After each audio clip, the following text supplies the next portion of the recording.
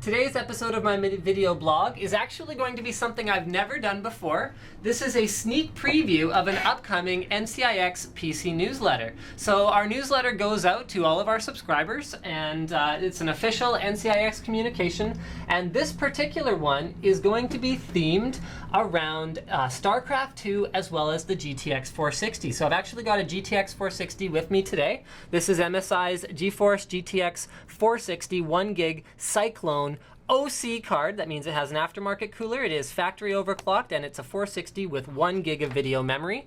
And I just wanted to talk a little bit about Starcraft II in general. So this article here, actually, if you're not subscribed to the NCIX newsletter, and if you're not getting the PC newsletters about once or twice a month, you should definitely subscribe.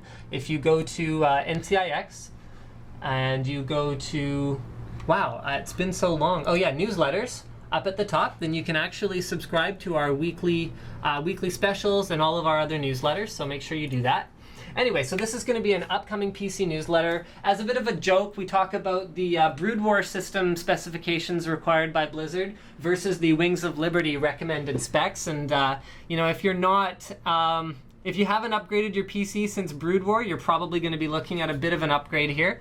And we just talk a little bit about what the recommended configurations are for Starcraft II. So really that's the point of this video, is what are the recommended configurations for Starcraft II? Well, there's two levels from Blizzard, and one of them is a fairly basic PC. Basically, the graphics card they recommend is about 5+ years old, and they're saying that's what it takes to run the game. And then they have kind of a recommended level, and we've positioned a couple different PCs around their minimum spec as well as their recommended spec. But really, if you want to get the most out of it, I turn to my friends at Hardware Canucks, because they did a terrific GPU roundup. You can see we've actually featured that here because it is a third-party site that really just took a whole bunch of cards from ATI as well as NVIDIA, put them through the ringer on Starcraft II, and they came up with a recommendation that makes a lot of sense, and we're seeing echoed all over the place. The GeForce GTX 460. It offers the best price to performance balance.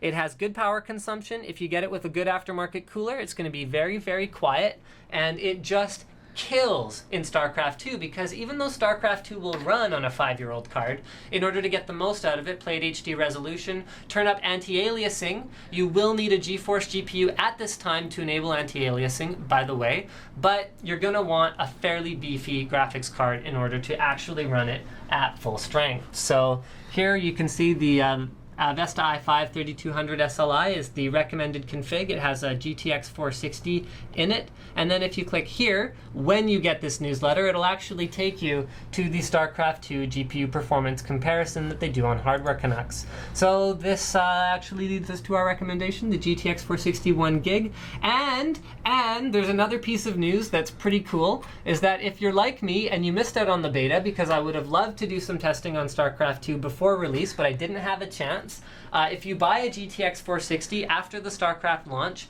you actually get a coupon to try Starcraft II for 7 hours with multiplayer. So it'll have full support for the game for 7 hours, so you can actually find out if you like it, find out how well it runs on your new GeForce card, and then buy the game if you're not entirely sure. Thanks for checking out my video blog, and don't forget to subscribe to the NCIX newsletter as well as to my Linus Tech Tips video blog.